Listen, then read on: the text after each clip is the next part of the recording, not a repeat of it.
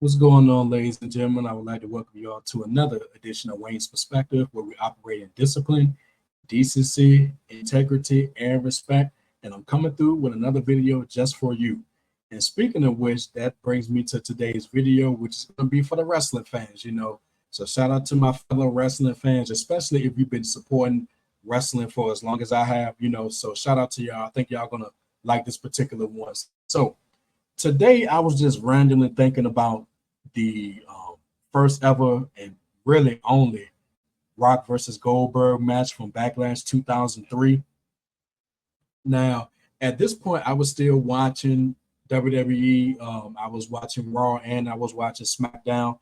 I was watching the pay-per-views as well. But then and now, it still boggles the mind as to why they decided to do the first ever Rock versus Goldberg match at Backlash. Now, let's keep it real. At this point, Backlash coming after WrestleMania, it was a big deal. But when it came to the first ever Rock versus Goldberg match, that was WrestleMania level, and dare I say it was SummerSlam level. But like I said, then and now, it just bugged the hell out of me as to why they put it on Backlash instead of waiting for a much bigger pay-per-view. Now, I know that The Rock was going to be leaving for the next several months, to do movies and stuff like that. So they had to strike while the iron is hot. I understand that, to a degree. Now, it was either that or wait until WrestleMania 20. And I don't think Rock versus Goldberg, even at Madison Square Garden, was not the plan for WrestleMania 20. And I think when you look at what the actual WrestleMania 20 card turned out to be, Goldberg was not going to be in the main event of the show. I mean, that's just the truth. But like I said, it still boggles the mind. It baffles the mind. It bugs me that the first ever Rock versus Goldberg match was on Backlash and not WrestleMania or SummerSlam or even the Royal Rumble. Um, Scott Keith, like I talked about on previous videos covering wrestling, I've been supporting Scott Keith for almost 25 years. And on his Blog of Doom website, I remember asking him a question about this. And I think his answer was something along the lines of they had to strike while the iron is hot. Pretty much some of the same things that I said a few moments ago. And in the comments, I was talking about as well. And I think that was pretty much mixed feedback, if you will. Some people agreed with Scott Keith. Some people really didn't care, at that point. But either way, it was an interesting subject then and it's an interesting subject now. And that's what I'm going to talk about in this particular video. And also the Backlash 2003 show, I did see that on pay-per-view with a few friends that I went to high school with.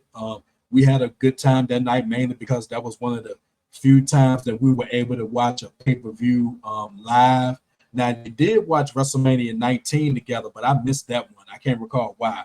But they liked the Rock versus Goldberg match more than I did. It was okay, but not a classic.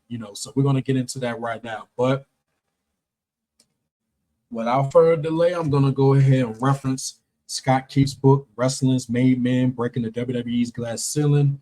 This is the original pressing that I got back in, I think, 2004, I think.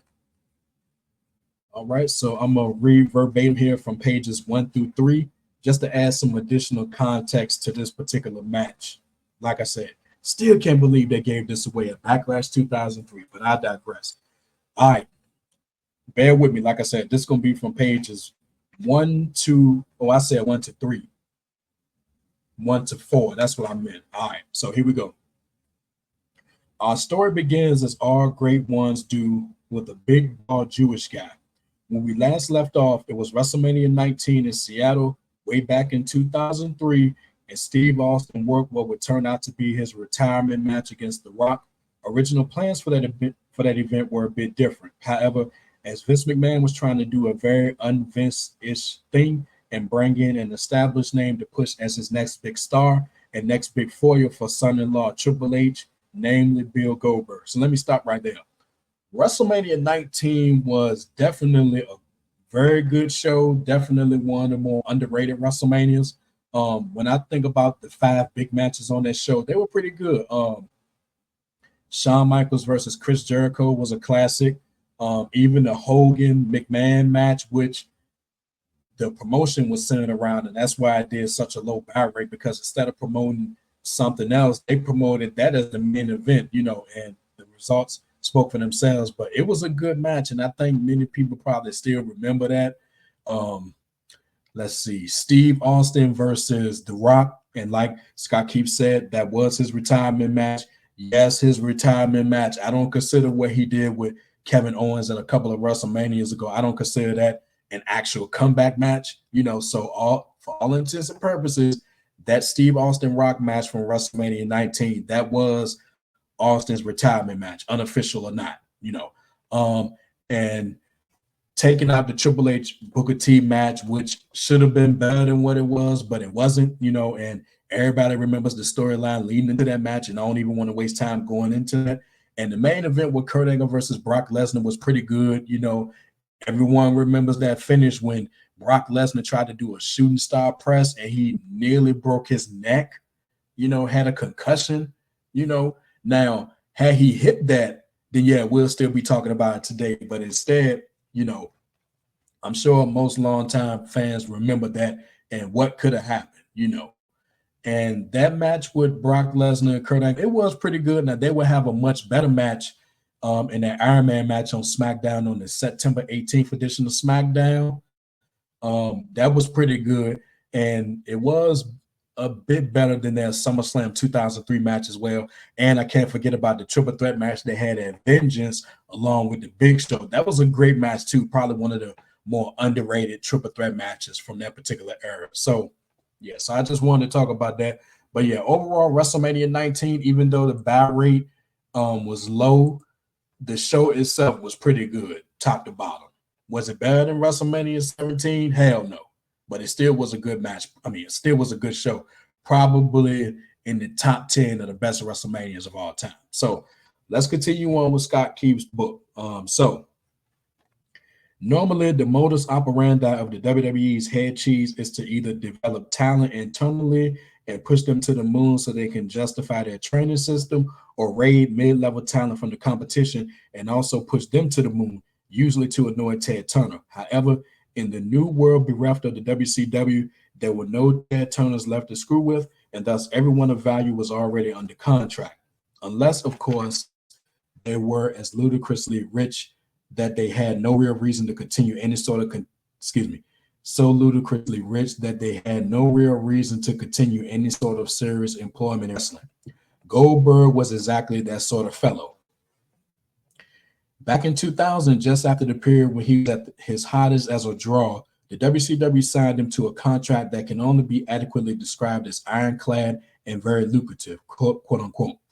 The feeling from the WCW being counters at the time was that if worse came to worse, at least they have their biggest star locked up for the rest of his career and they could survive on his back. Well, Vince McMahon's purchase of the WCW in 2001 was pretty much worse coming to worse, and parent company Time Warner was thus left with a big-name wrestler signed to a big-time contract and no wrestling promotion to use him in. However, because of the ironclad nature of the contract, get this, y'all, because of the ironclad nature of the contract, they had to continue paying him out at a rate of what has been reported as being up to millions of dollars per year, because defaulting on it would incur a fate worse than Goldberg's patented jackhammer, legal action at the hands of super agent Barry Bloom. However, buying it out completely would be prohibitively expensive and would have cost more than the selling price of the WCW. So Goldberg proceeded to sit at home and tend to his dogs for the next 2 years. Good deal if you can get it. I admit that, And also a number of people had deals like that. I think Sting had a deal like that. I think Scott Steiner had a deal like that. Kevin Nash had a deal like that. I think Ric Flair might have taken a buyout. I know Booker T and Diamond Page, they declined the money and came, for the invasion. I don't know why, because I would have took those millions until it ran out. But Goldberg, Kevin Nash, Sting, and some of the other ones, they took their money, and I don't blame them. When you got a deal like that, you take it. Let's continue on. So, however, by 2003, he only had a few months left, and from there, it was a fairly simple matter for his people and Vince's people and Ted's people to get him out of the deal and bring him into the WWE. for yet another inflated amount of money, of course, but at least this contract was shorter. It was supposed to have been for a year, I think. Okay. This in itself was a pretty surprising turn of events to most people because Vince has always been a very "what have you done for me in the past few minutes" type of guy. However, if there's one thing he respects more than some guy marrying his daughter in exchange for power, it's money. The Rock championed the sign of Goldberg, that's important, and basically volunteered to be the guy to put him over from day one. The surprise of his signing and arrival was somewhat muted by all of the video packages saying Goldberg is coming. However, which was strange considering how focused on the big surprise reaction the WWE usually is. That is a good point because during the WrestleMania 19 show, they was promoting that. And really, they could have promoted it, but just they didn't have to do the Goldberg is coming. You know, they should have really kept that as a surprise because when he did make his way to Raw the next night, it would have been that much bigger of a deal, you know. But I digress.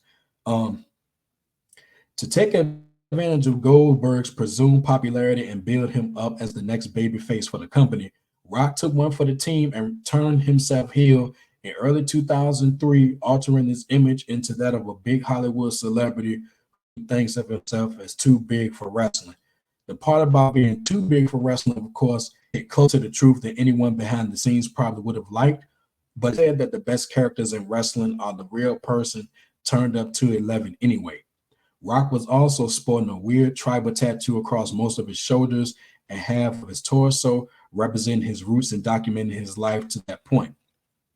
Although easily covered up by makeup and shirts for future film roles, you have to think that awkward conversational pauses at parties would be the major problem with it. I mean, would you want to be around a guy who walks around going, "Hey, check out my armpit. That's where I won the world title for the first time"? Okay. Having decided that Rock versus Goldberg at Backlash would now be promoted as the biggest match in the history of our sport, well, for that month at least, you think that they would do everything in their power to continue to make Goldberg look strong, and you'd be mostly wrong. In fact, their brilliant idea was to have him meet up with resident head case Goldust and wear his long blonde wig as a joke. That was terrible. I don't know who came up with that, but that was not a good decision. And boy, when that buy rate came in, everyone was laughing, I tell you. In fact, according to Scott Keith, that buy rate was 325,000 buys, which, you know, that was, I mean, it was a decent enough number. But when you think about Rock versus Goldberg, that buy rate should have been in the millions, but it wasn't. And again, that goes back to the point that I was making about why put this on Backlash 2003. Why? Let's continue on. In fact, what was happening was that Rock was so over the top, funny, and cool while ostensibly playing a big jerk that everyone cheered him and wouldn't get behind Goldberg. Sure, people might have liked Goldberg kind of, but not in the "we want this guy to shut up the major heel" way that draws money. In fact, putting him against Rock will prove to be a major mistake because the fans apparently didn't want to choose, and given the voice of the WWE for the past 3 years, or some guy who was in WCW his whole career, they chose the homegrown talent. No shock there. The match itself proved to be a huge mistake on several fronts. Check this out, y'all. As mentioned, The Rock's massive fan following over the years was out in full force. Hold on, let me do that again. As mentioned, The Rock's massive fan following over the years was out in full force for the Goldberg match, cheering him much louder and more enthusiastically than Goldberg's fans did. The match itself was far too long, booked to go 15 minutes plus entrances, when nearly every decent match in Goldberg's career has been under 10 minutes, and most under 5. Now, I will say that at that point, Goldberg's best match to date was the match against Diamond Dallas Page at Halloween Havoc 1998. That was his best match at this point, you know, and that was longer than 10 minutes. Rock, being the heel, took the lion's share of the offense, which again is a mistake considering that Goldberg's entire appeal is being the guy who plows through opposition and doesn't sell. The WWE seemingly had it in their brain that they would have to change him to fit the mold of their previous top baby faces, guys like Hulk Hogan, who would take a beating for a few minutes and then make the big comeback, instead of more dominant figures like Steve Austin and, of course, The Rock. Worst of all, Rock, who should and probably did know better, went out and fired off a bunch of spots that made Goldberg look like a chump.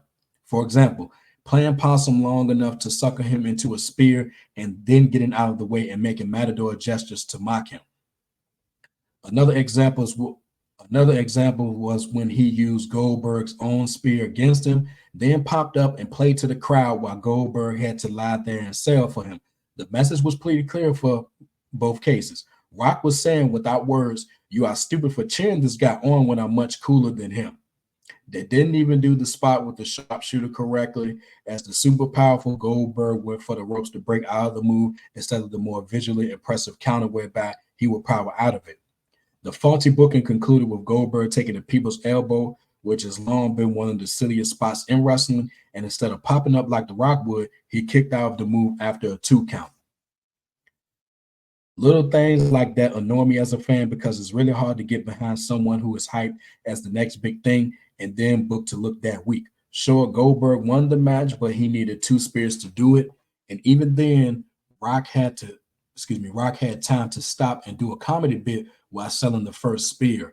A bad match and a bad start to Goldberg's WWE career, to be sure. Yep, so that's that for Scott Key's book, but he made some very good points about that. So again, everything that he said about the match and pretty much all of the other stuff, it just confirms then and now that why put that on Backlash 2003. Why? So like I said, after that match, The Rock, he went away for months. He didn't come back until it was time to build up to the match against Evolution with Mick Foley at WrestleMania 20. Goldberg, and since I'm on the subject, let me go ahead and talk about the rest of this. So after the Backlash 2003 match, and I'm going straight off of memory here. After the Backlash 2003 match, we'll skip the Judgment Day pay-per-view and go right into the June pay-per-view, Bad Blood, which I saw on pay-per-view when it aired.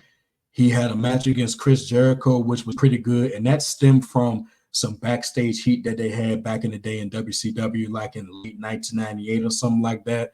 And it was clear at that point that Goldberg was going to be the challenger to Triple H's World Heavyweight title. So what happened was, and I think it was initially supposed to be Goldberg versus Triple H in the main event at SummerSlam, but sometime during the summer of 2003, Triple H had injured his groin or something like that, and that's when he had to wear them long tights for a certain period of time. So they changed the match to an Elimination Chamber match, which featured Goldberg, Triple H, Randy Orton, Shawn Michaels, Kevin Nash, and Chris Jericho.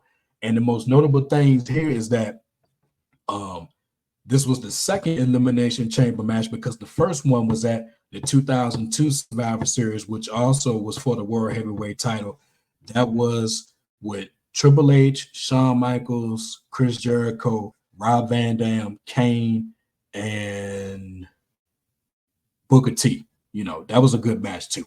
But getting back to SummerSlam 2003, so some other notable points in that match was that was Kevin Nash's swan song. Kevin Nash, he left the company after that and wouldn't come back until 2010 when he was in the Royal Rumble, and then he would come back later during the Summer of Punk, and don't even get me started on that. But that was one notable thing.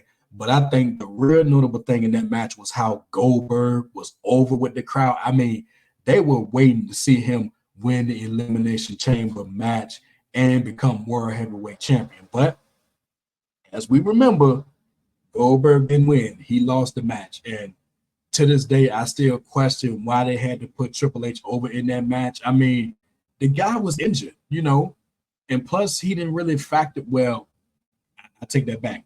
He did continue to factor into storylines because it was the focal point of Raw at that time. But the fact that he won that match, I mean, it just really deflated the crowd. I mean, it really did.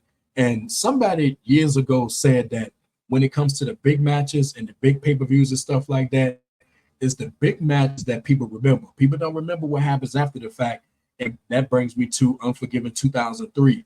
The main event of that show was Goldberg versus Triple H. But the stipulation was that if Goldberg lost, he would have to quit wrestling. I don't know why they threw that in there, because it kind of was a foregone conclusion that Goldberg was a decent moment, but by that point, the damage had already been done. If Goldberg over doing the SummerSlam 2003 Elimination Chamber match, and had they did that, they probably would have created a star, and he might have been bigger than he was in WCW, but instead that didn't happen. Basically, you can look back at it and say that Goldberg was pretty much keeping the belt warm for when Triple H would eventually come back and win it. So what ended up happening was that at SummerSlam, no, not SummerSlam, Survivor Series 2003, they had another rematch, Goldberg versus Triple H. Goldberg won that one. And if I remember Scott Keith's review of that, as well as some things that other people have said, after that match, it seemed like, okay, maybe they're going to get it right with Goldberg this time. But that proved to be a false hearing, because the next month at the Armageddon 2003 pay-per-view, in which all of the members of Evolution won all of the belts, in this case, the Intercontinental title and the tag team titles, Triple H won the World Heavyweight title back in a triple threat match that also included Kane.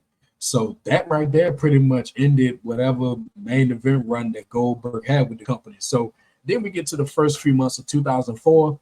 Goldberg won a Battle Royal on Raw to get the number 30th slot in the Royal Rumble, in which he was a favorite to win. He did not win that match. He was eliminated by not eliminated by Goldberg. He was eliminated by Brock Lesnar. That pretty much set up, was on his way to setting up his eventual match with Lesnar at WrestleMania 20, because they was teasing it as far back as the Survivor Series. But, that elimination followed by Goldberg interfering in the match that Lesnar had with Eddie Guerrero in No Way Out 2003, in which Eddie Guerrero won the WWE title for the first time. All of that, as well as everything else, set up the Goldberg-Lesnar match at WrestleMania 20. And I think they added Steve Austin to give it, as a special referee, to give it a little bit more oomph, if you will, because the build up to that was interesting. Now, going into the show, Goldberg's contract was already expired, so he couldn't work any more dates, which is why he wasn't on Raw. And they pretty much had you thinking that it was going to be Lesnar against Austin, and that was real weird at the time, but it's all good. So I'm sure most of you listening to this remember what happened at the time. So everybody knew that Goldberg was leaving because his contract was up. Lesnar was leaving because he wanted to go to the NFL, which shocked a lot of people. It shocked me, So of course, the crowd in Madison Square Garden was not having it that night. They shit all over that match. Austin was the star as far as they were concerned. I mean, there were Hogan chants, all of that, and it wasn't a good match. The men, they could have cared less because they was out the door after the fact. Now, I also remember hearing that Lesnar was supposed to have won that match, and he probably would have won had he stayed, but they changed the result to Goldberg winning the match and all of that. So, that was pretty much it. Lesnar wouldn't come back to the WWE until 2012, and I think Goldberg came back in, don't quote me on the year, I would look it up, but I don't feel like it. I think Goldberg came back in 2015 or 2016, and the one thing that I remember doing that latter run was Goldberg beat Lesnar in record time at Survivor Series. And then they had a rematch at WrestleMania the next year, in which Lesnar got his win back, But, hey, they both came back, but they came back at a time where lesser people were watching, but they made more money, That's here. Now, that's how it ended pretty much, when it comes to 2003. But it's real interesting how that turned out, in terms of their contracts, how they left, the build up to that match and all that stuff. But overall, I still maintain that putting the first ever Goldberg versus Rock match on Backlash 2003 was a mistake. But then again, you go back to the discussion. Okay, so when was you going to have this match? SummerSlam was not an option because The Rock was still off TV. Survivor Series was not an option because why put the match on at that show? And plus, Rock was still off TV. So the only other option would have been Rock versus Goldberg at WrestleMania 20. And looking at it in hindsight, would I have done that? I don't know. But rest assured, it would have been treated like a big deal because that was in Madison Square Garden and it was the 20th edition of the show. Yeah, it would have been a big deal. And who knows who would have won, you know. So yeah, I say all that to say that, man, that was, you know, one of the last real dream matches at that point. Now, still, even at that time, you know, Austin versus Goldberg was the ultimate dream match, but sadly, we're never going to get that. And if there was any time where they could have done a match like that, it would have been between 2002 and 2003. But with Austin being, I don't want to say a shell of his former self, but 2002 would not have been a good year to do that match, considering everything that was going on with Austin. And plus, at that point, Goldberg was still getting that Turner money. So, you know, what decision would you make? Would you collect the millions, or would you take a buy to come in and have that match with Austin? But then again, having that match with Austin probably would have paid dividends. You know, I think Scott Keefe said at one time that would have been a license to print money. And I think it would have been, you know, so real interesting stuff here. So overall, let me know what you think. Do you think that they were right in putting that match on Backlash 2003, in which, you know, strike while the iron is hot? Do you think they should not have had the match at all? Or do you think they probably should have waited until WrestleMania 20, you know? Then again, that card would have looked different too, because I'm not sure what you would have done with Batista and Ric Flair, but you easily could have had Mick Foley against Randy Orton one-on-one match. I'm not sure what you would have done with Lesnar. Oh, wow, check this out. No, having Lesnar against Batista, that wouldn't have worked at that point, you know. And you still could have done, you know, Undertaker and Kane, the triple threat match with Chris Benoit, Triple H, and Shawn Michaels, Kurt Angle against Eddie Guerrero. You still would have done those.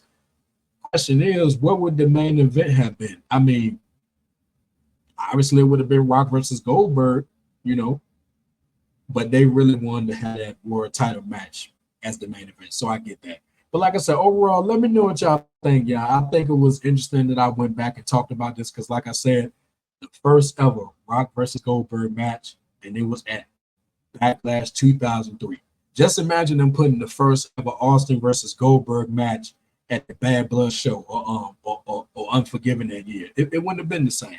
And one more point, people remember SummerSlam 2003 because of what happened in the Elimination Chamber match, but most either don't remember Goldberg winning the title at Unforgiven, or they just block it out of their memory because at that point, who cared, you know? So I just wanted to throw that in there at the end. So with all that being said, y'all, we come to the end of this video. I had a good time doing it. I might do some more retro wrestling posts like this, even though I'm in the midst of doing the Monday Night War, but we'll see, you know. And if y'all want me to do some more of these, let me know. I'll cover some stuff and we'll take it from there. But with that being said, if you like what you heard and you're ready to become part of Team Discipline, go ahead and hit that like button and drop some comments if you feel the content. Last but not least, hit that subscribe button along with the bell so you're notified when I drop new videos. And until next time, my people, take care of yourselves and remember, the power of the mind is valuable.